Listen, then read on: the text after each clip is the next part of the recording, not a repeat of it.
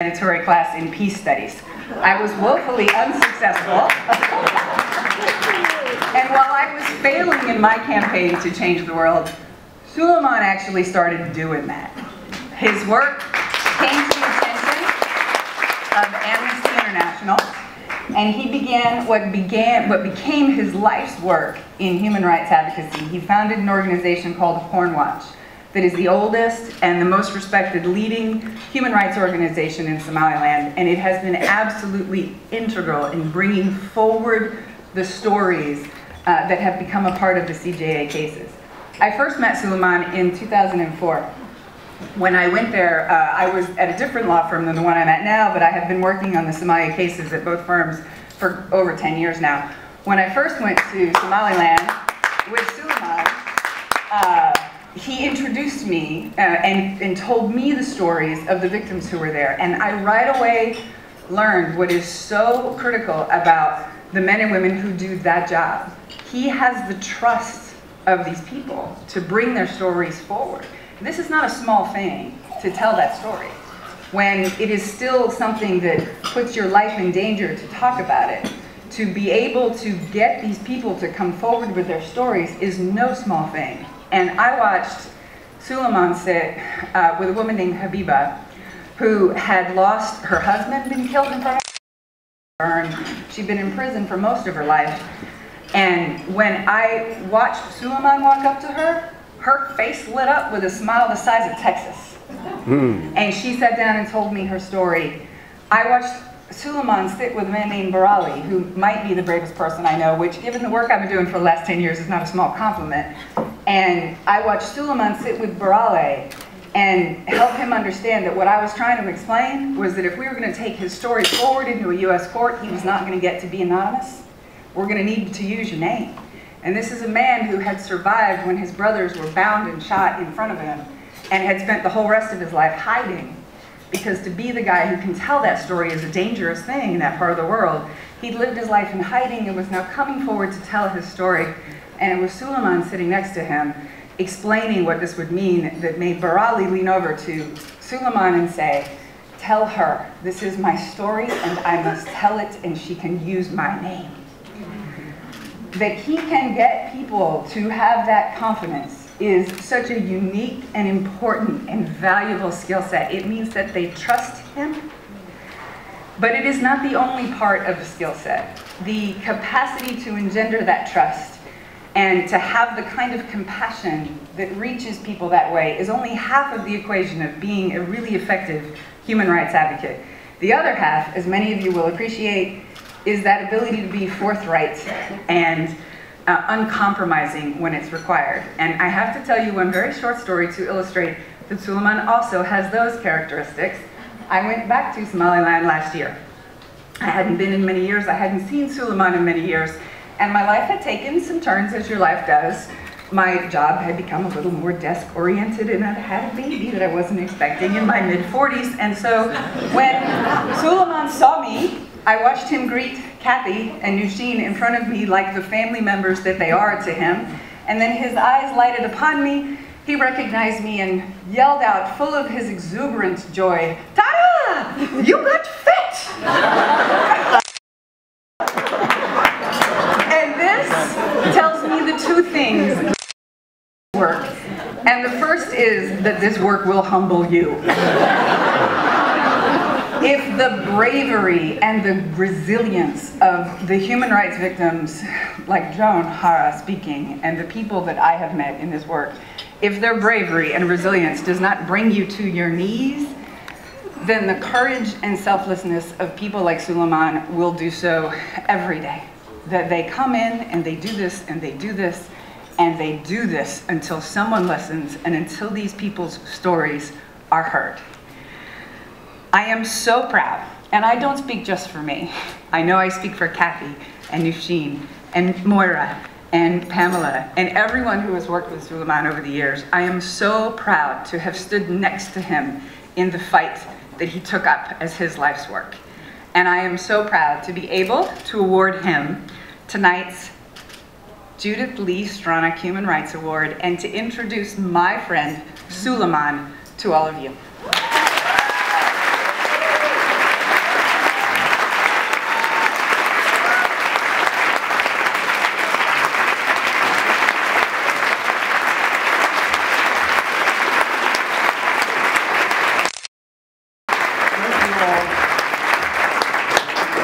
I would like to thank Tara.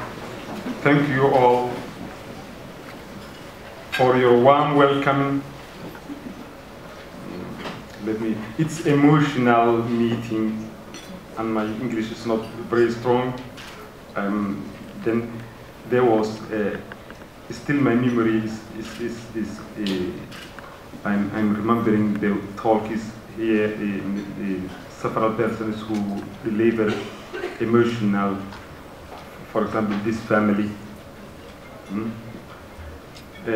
Let me begin my thanks to Tara once again. Thank you, Tara, for your warm welcome and your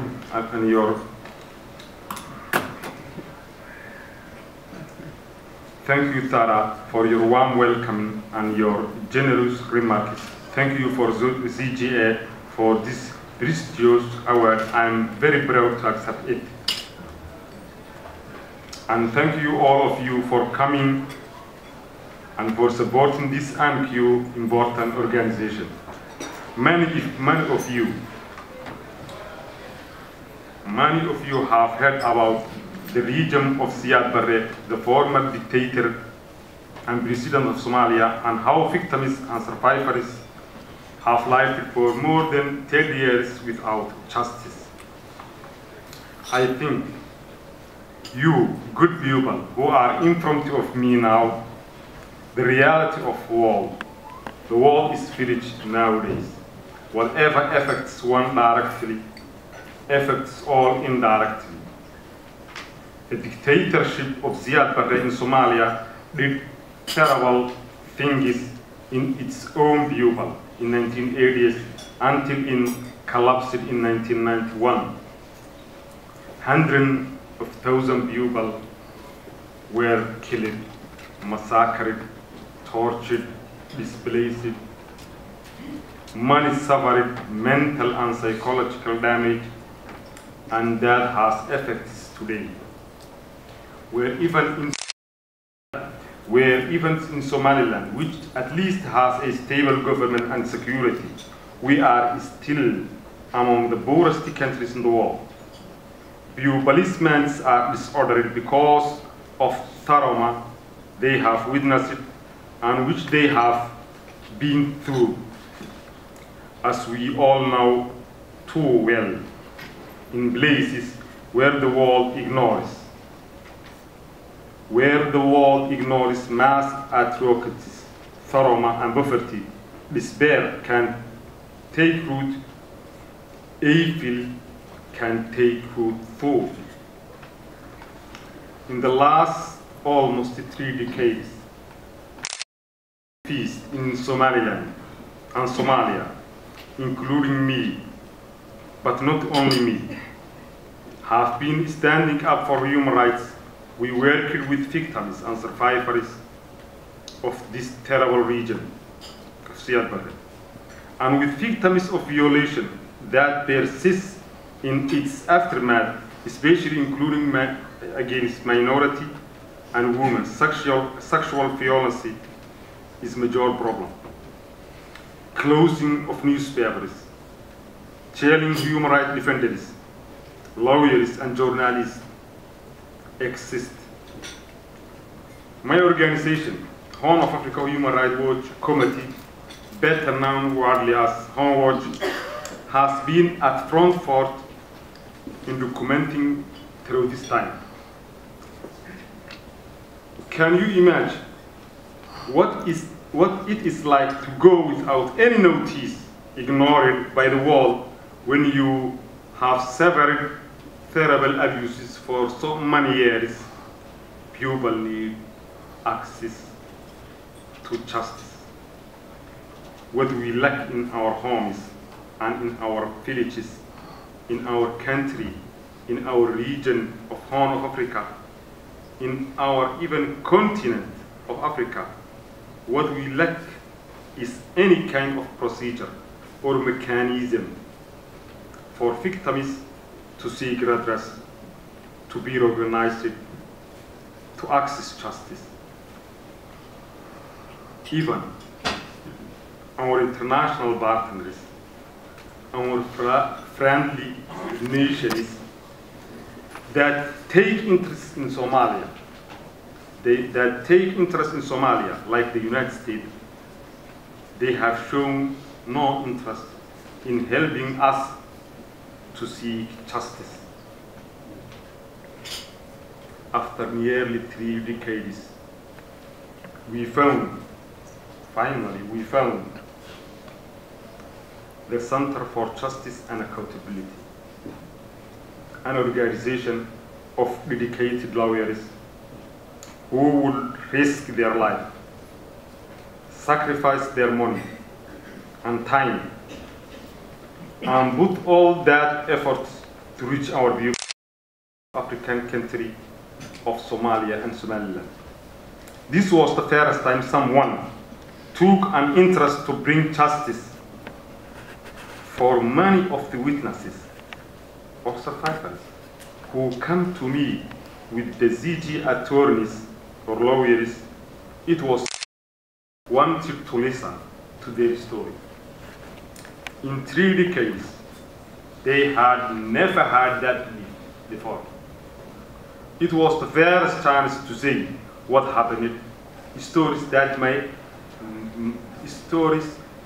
never have shared even with close relatives or family members, about how they were injured and how they were suffered.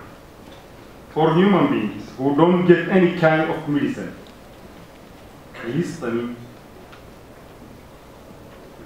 to them can be natural treatment. For people to experience relief when they share with another person or human being their horrifying